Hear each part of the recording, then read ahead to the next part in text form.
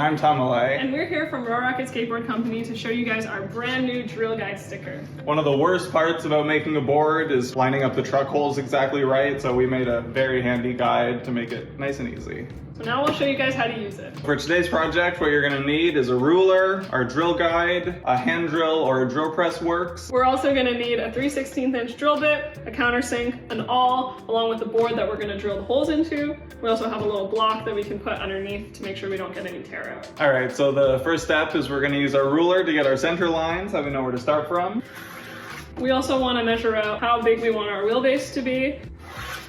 So we're gonna apply our drill guide sticker using the alignment markings to match up with our center line and our wheelbase markings that we just placed on the board. Make sure everything looks straight and everything lines up well. Let's peel it here.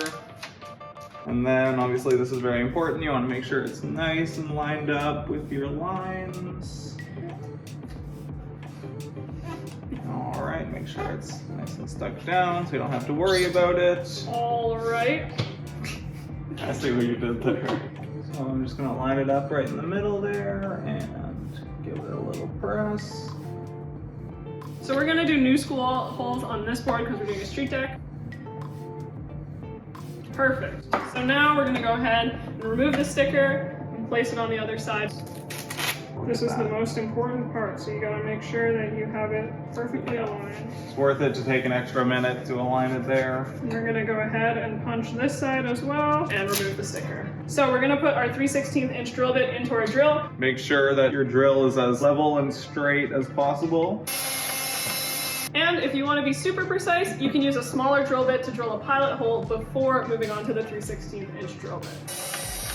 So it's very important that you drill the holes from the bottom because the base plate you want to line up perfectly with the holes. So even if the holes are a little on an angle, so long the start of the hole is where the base plate is, then you're going to be okay.